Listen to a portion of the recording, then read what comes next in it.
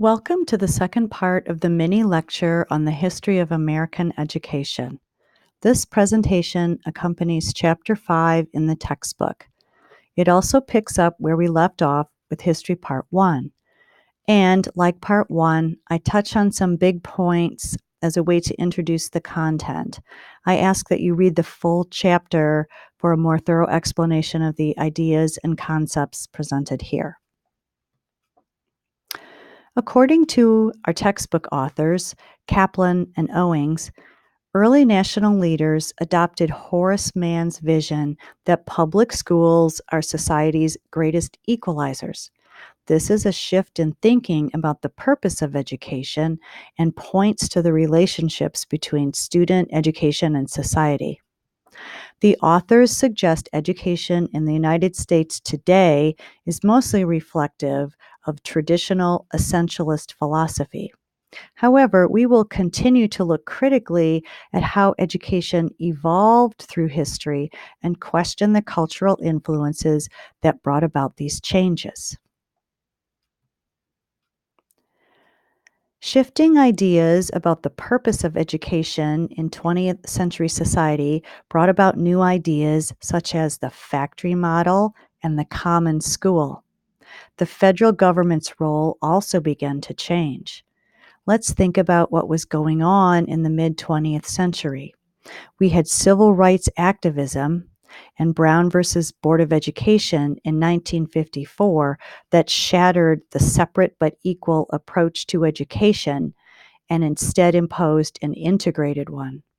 Sometimes I find it hard to believe that we, as a society, and especially in the South, still believed in racial segregation as recently as 60 years ago. Of course, we can look at education in early times in the southern region to gain some insights into why this may have been the case. One of the big events for public education in the 20th century seems to take us back to one little girl.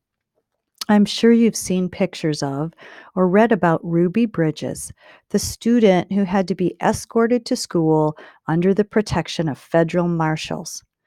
Race and education is a worthy topic for you to explore in your education paper later in the semester. After Brown versus Board of Education in 1954 and the subsequent Elementary and Secondary Education Act of 1965, the federal government had established its role in education and posited education as a civil right.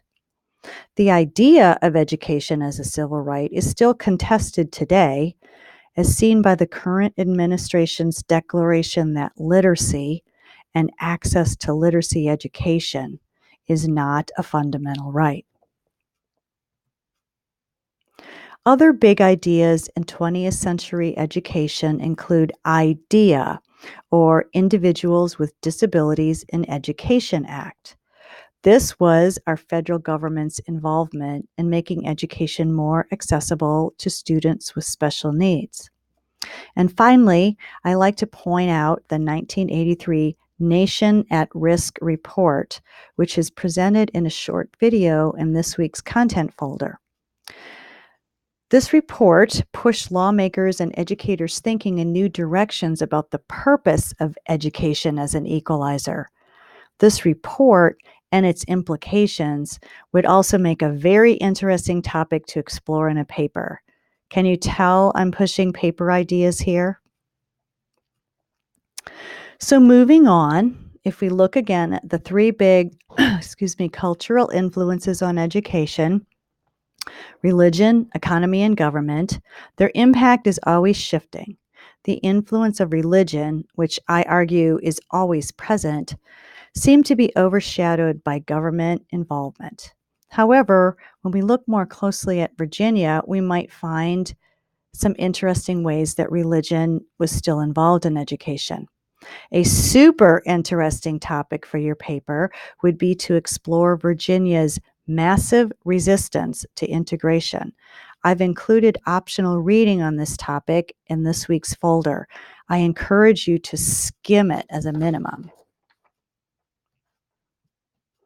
If we think about those three factors, religion, economy, and government, and their influence on American education at the end of the 20th century, the size of the bubble, which I correlate to the strength of its influence, is changing again. I think the bubbles would look more like this, with government and the economy sharing a more dominant role.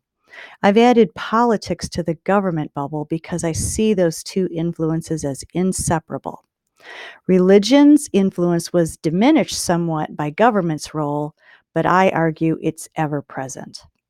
But again, it's really not possible to distinguish these influences discreetly because they are very intertwined. How would you resize the bubbles? Can you make a connection between the competing purposes of education and the bubbles?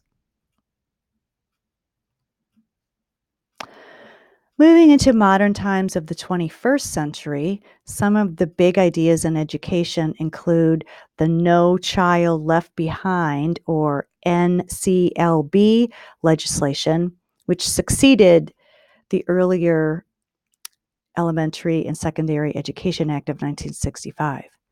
NCLB was signed into law in 2002 and ushered in the era of accountability and standards based education.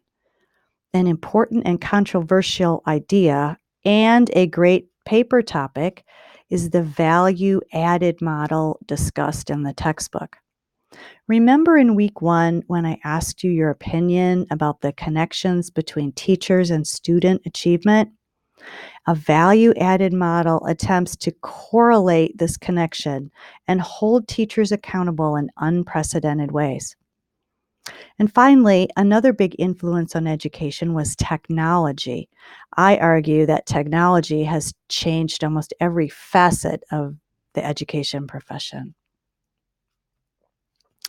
So, looking at the influences of religion, economy, and government in the 21st century, we might see again a more nuanced role for religion, although I say it's still ever present. The economic influence was seen and felt in the Nation at Risk report, as well as the continuing belief that education was an equalizer. Maybe it was an economic equalizer. Finally, the influence of government moved toward the idea of accountability. So, back to the bubbles. I like bubbles. If we think about the influence of cultural factors on American education at the end of the 21st century, with the size of the bubble being correlated to the strength of influence, I add a technology bubble because of its growing influence on every aspect of education. I continue to ask you how you would resize or even name the bubbles. And can you make a connection between the competing purposes of education and the bubbles? So, in conclusion, I come back to Horace Mann's idea of school being a great equalizer. If we continue to think critically about education, we might ask difficult questions about this idea.